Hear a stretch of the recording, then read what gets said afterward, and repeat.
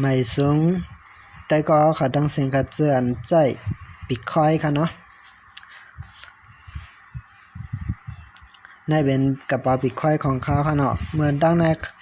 เขาได้ใจพงอันนึงแต่ว่าเมื่อเขาสมัครมันนั่นค่ะนะสมัครยาก็เขาติขึ้นใส่ซอ2จันขนาดนะซอ2จันตัว FA อันเป็นตัวไหนค่ะเนี่ยซอตัวนั้นว่าสิค่าใส่มันนั้นมันได้ค่าห้ามเขามันได้มี QR code มันไว้ขนาดแต่คำไรบันทึกไว้ QR code มันไว้สิพงค่าลูกอันค่าใจนั่นกว่าในคำเข้าไรในแอบเงินค่ะคือเนาะดาว่ามันก็ว่าซอ2จันอันลอกอะไรมันมีไว้ในนั้นแล้วก็ QR code มือค่าสมัครนั่นคำไรเก็บไว้ขนาดกันไม่คำแล้วอ่ะเป็นรายเดือนค่าคอมตั้นดีๆบอกวันมันได้ค่าตั้นไหนก็ค่าอะไรส่งข้อความกว่าดังค่อย co.th เขาค่ะเนาะเลยส่งอีเมลกว่าทุกเขาว่าจ่องสุดจอยเท่าไรแหน่เฮาทดลองจังไหนๆก็เขาก็อันนั้นอันหาส่งกันนะแถวใดน่ะMastercard is logged by to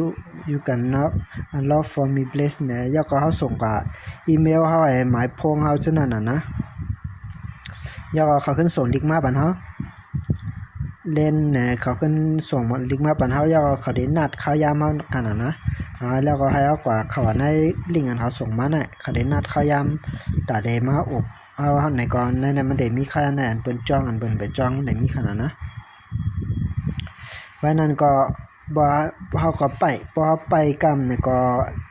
เขาได้แอดไลน์นั่นก็โทรมาหามีไลน์หั่นน่ะเขาแอดไลน์มาหาค่ะนะเขาแอดไลน์มาหาค่ะแล้วก็ลาดกว่าลาดนี้ลองตั้งมันกว่าขนาดเนาะว่าโทรศัพท์ของข้าพงข้าได้เหมือนจ้างขัดใจเป็น77เสไว้มันกว่านั้นมันเข้าไลมันมันเข้าไลว่ามันผ่านดู FA อัน2จันกักซอ2จันนั้นมันป่นได้นี่แหละลองว่าเฮาใจครึ่งใหม่เสมันเข้าไลจังลาดขายก็ส่งว่า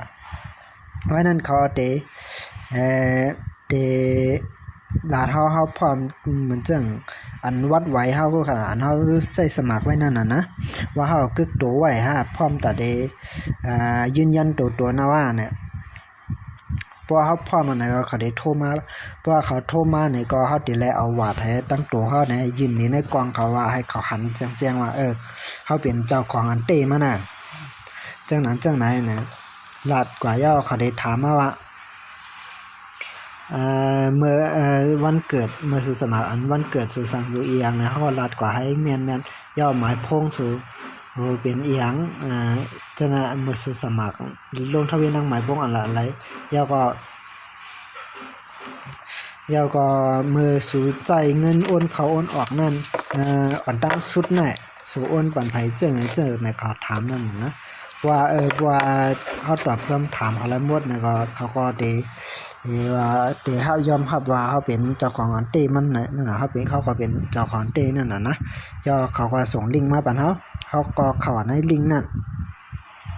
พอเข้าในลิงก์เราเนี่ยก็เขาก็ขึ้นใส่ตามรหัส2จันแทนที่รหัส2จันนั้นเขาได้ส่งหมายผ่านทุกเข้ามาปันตั้งอีเมลเฮาน่ะนะใจนั่นกว่าก่อนไว้ในจังขึ้นตั้งเขาว่าเล่นลูกค้าที่เราทำการตั้งค่าบัญชีของคนใหม่เรียบร้อยแล้วคุณสามารถเข้างานโดยไม่ต้องใช้True Factor อันนั้นน่ะนะอย่างไรก็ตามเราขอแนะนำให้คุณติดตั้งดูFA บนบัญชีอีกครั้งเพื่อรักษาความปลอดภัยต่อบัญชีของคุณนะเขาก็ดีเลยขึ้นตั้งค่าใหม่ยังกำนั่นบอกนะเขาก็อยู่ในเหมือนดังแต่ผู้น่ะเนาะบอลดังสุดผู้นะกำนั่นแต่บ่ฮู้ว่าก็มันเต็มพิเจออันไปยามให้อยู่จังไรทบปัญหาจังไหนในก็ลาดนี้ตั้งออกมันนั่นน่ะนะสังเกตว่ามีปัญหาในก็เขาก็ส่งข้อความกับทั้ง อีเมลของ co.th เขานั่นแหละอุบดังเขานั่นเนาะตอนหลังเขาได้ยืนยันว่าเขาเป็นเจ้าของเองจังนะตอนหลังเขาได้ก็เฮ็ดเข้มแลบไว้เอาในเนาะในก็ขึ้นมาผักถึงได้ก็เขาเจือน